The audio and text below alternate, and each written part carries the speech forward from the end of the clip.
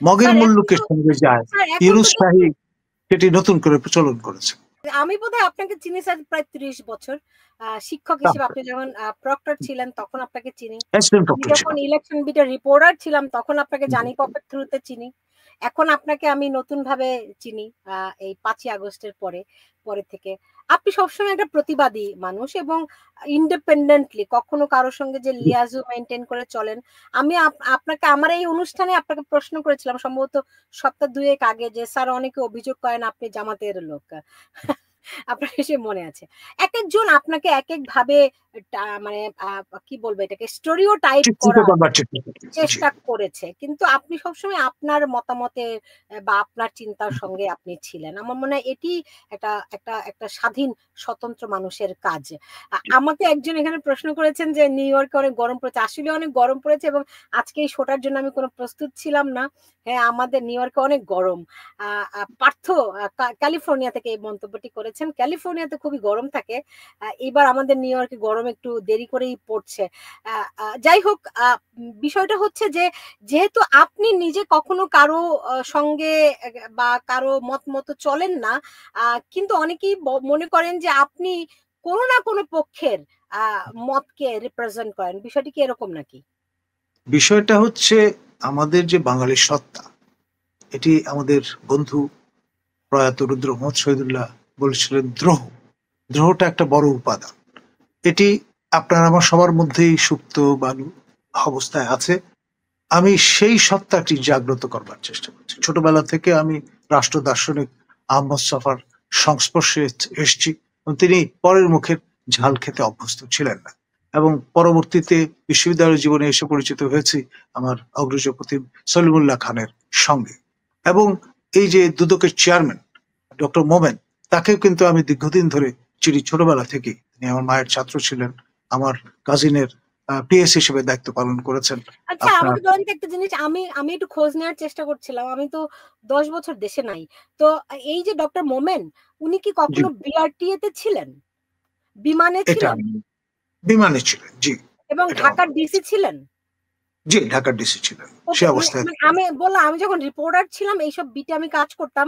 তো আমি ঠিক মেলাতে পারছিলাম না যে এই এই ডক্টর মোমেনই সেই মোমেন কিনা। আমি বুঝলাম উনি জি, দুদকের বর্তমান চেয়ারম্যান, উনি বুঝতে পেরেছি সচিব উনি ছিলেন।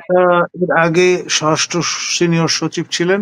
সেই পদে ইস্তফা দিয়ে যেদিন তিনি দুদকের অভিমুখে রওনা হন, সেদিনও তার সঙ্গে আমি সৌজন্য সাক্ষাৎ করেছি এবং বুঝতে দায়িত্ব নেওয়ার পরেও তার সঙ্গে আমার দেখা হয়েছে। আমি সৌজন্য সাক্ষাৎ করতে গিয়েছিলাম। এখন প্রচন্ড ব্যস্ত আপনার থাকেন বিরুদ্ধে যে মামলাটা ন্যাচারালি। করল, স্যার আপনি জি, যে আপনি আমি আগেও আপনাকে ২-১ টা প্রশ্ন করেছিলাম যে স্যার আপনার ভয় লাগে না আপনি যে দেশে বসে, কারণ আপনি জানেন এই ছোট একটা বাচ্চা ছেলে এসএস সাব্বির ইউটিউবার, তাকে পর্যন্ত ২ মাস ধরে জেলে, সম্ভবত আগামী সপ্তাহে সে ছাড়া পাবে এবং কেউই জানতো না সে কোথায় আছে।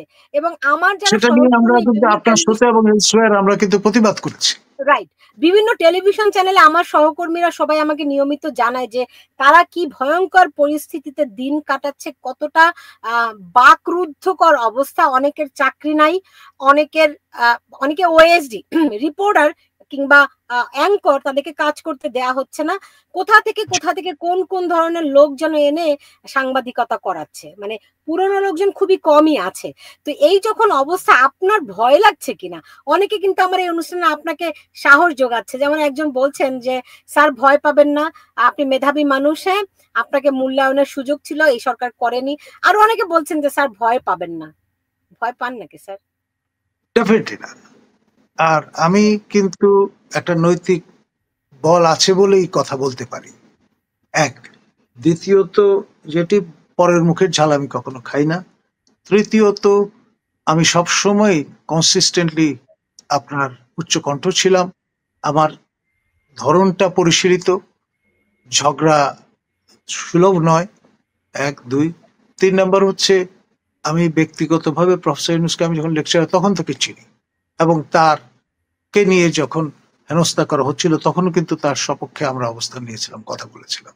তিনি নিজে একজন দণ্ডিত ব্যক্তি হিসেবে শপথ গ্রহণ করেছেন। এটা নিয়ে সিনিয়র সাংবাদিক একে এম পাটোয়ারি যখন প্রশ্ন তুললেন শোতে, তারপর তড়িঘড়ি করে তার দণ্ড মওকুফের ব্যবস্থা হলো। এই সরকারটা তো পুরোটাই গোজেমেলে।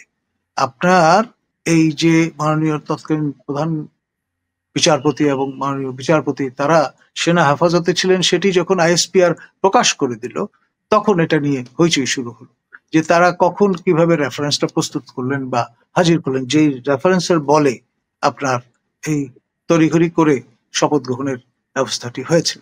তো সেই জন্য পুরো বিষয়টা ইস বাবল। সেই জন্য সবারই উচিত হবে বিষয়টা নিয়ে প্রশ্ন তোলা, কথা বলা এবং আপনার এই যে মব কালচার, এটির বিরুদ্ধে অবস্থান নেয়া। এটা বাঙালি সত্তার সঙ্গে যায় না, মগের স্যার এখন মুল্লুকের তো সঙ্গে যায়। স্যার এখন তো ইউনুস শাহী সেটি নতুন করে প্রচলন করেছে।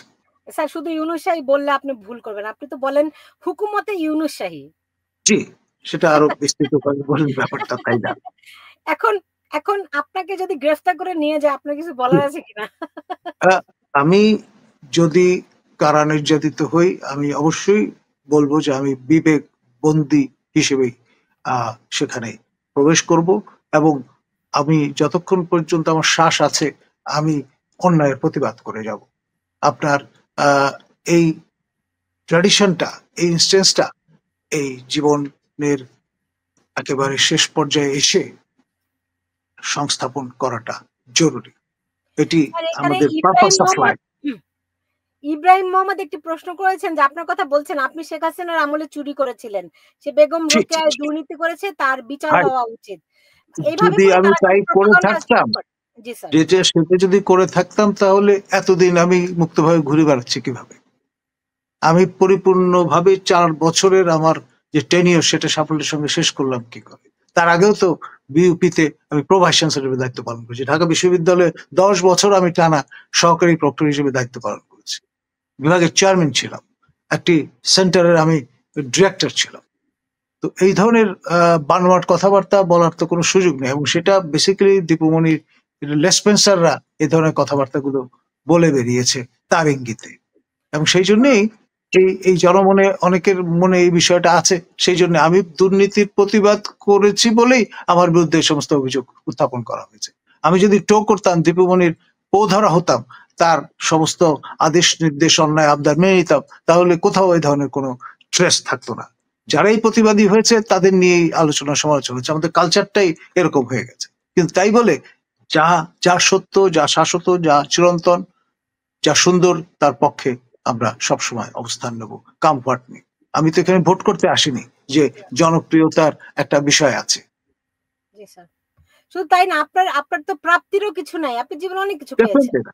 আমি আমার প্রফেশনের সর্বোচ্চ যে অ্যাটেনমেন্ট, ভাইস চ্যান্সেলর হওয়া, প্রো ভাইস চ্যান্সেলর হওয়া, চেয়ারম্যান হওয়া, এই ডিরেক্টর হওয়া, এগুলো তো আমি ইতিমধ্যে শেষ করে ফেলেছি। আমি একদম শেষ পর্যায়ে আছি আমার ক্যারিয়ার।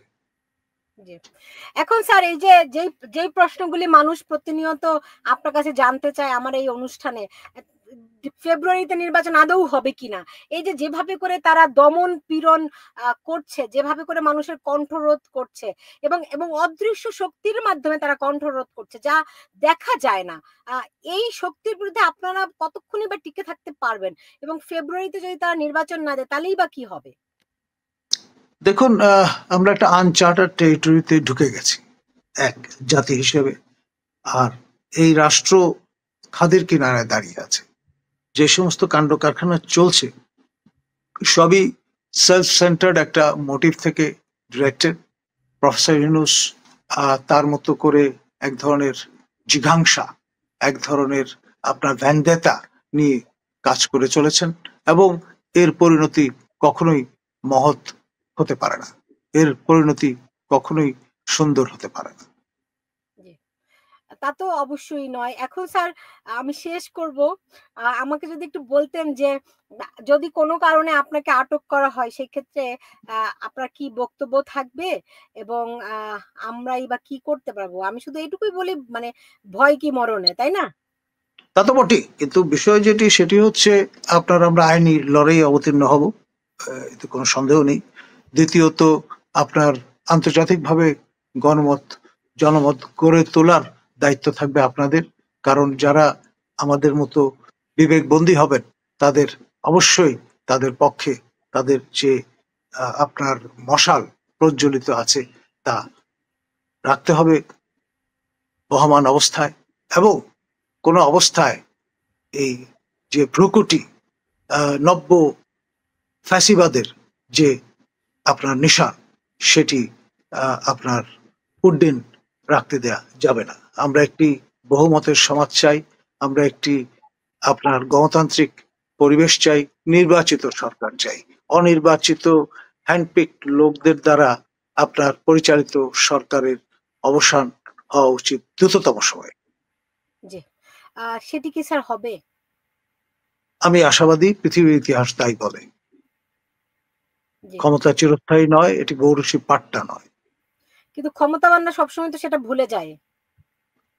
সেটি আমি বলবো ব্যাড কালচার। সেটা থেকে আমাদের বেরিয়ে আসতে হবে, আমাদের জনগোষ্ঠীকে আপনার ক্রিটিক্যাল মাসে রূপান্তরিত হতে হবে।